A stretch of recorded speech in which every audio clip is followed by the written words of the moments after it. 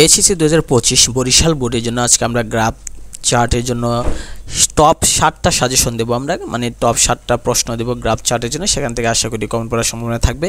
তবে বলে রাখি, আমাদেরকে মানে আমরা গ্রাফ চার্ট নিয়ে একটা ভিডিও ইতিমধ্যে আপলোড করেছি, সেখানে আপনারা দেখতে পারবেন, শিখতে পারবেন যে একটা গ্রাফ চার্ট দিয়ে একটা গ্রাফ চার্ট শিখলে একটা থেকে যেন আপনারা যে কোনো ধরনের গ্রাফ চার্ট লিখতে পারেন, সেটা নিয়ে আমরা একটা ভিডিও আপলোড করেছি। আপনারা ওই ভিডিওটা দেখতে পারেন এবং সেখান থেকে পিডিএফ ডাউনলোড করে আপনারা শিখতে পারেন। তো আজকে আমরা বরিশালের জন্য আমরা টপ যে 7টা গ্রাফ চার্ট দেবো, সেটার মধ্যে 1 নাম্বার হচ্ছে আপনার the number of mobile phone and internet users in Bangladesh, সেটা খুবই ইম্পর্টেন্ট। তারপর আমরা লিটারেসি রেট অফ বাংলাদেশ, সেটা ইম্পর্টেন্ট।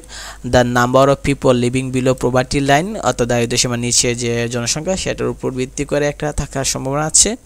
তারপর আমরা যদি ক্যালকুলেট করে দেখি যে পপুলেশন গ্রোথ রেট বাংলাদেশের জনসংখ্যা বৃদ্ধি, সেটা।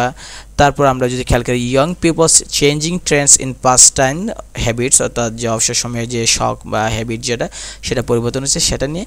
Importance and uses of English, সেটা ইম্পর্টেন্ট। তারপর আমরা যদি খেয়াল করে দেখি, সেটা হচ্ছে গিয়ে যদি নিচের দিকে আরও যাই, তাহলে আমরা দেখব যে ওয়াচিং টেলিভিশন এবং দ্য আরবান ওমেন, সেটাও খুবই ইম্পর্টেন্ট। এই 7টা যদি আপনারা শিখেন, তাহলে আপনাদের এখান থেকে আসার সম্ভাবনা থাকবে বেশি।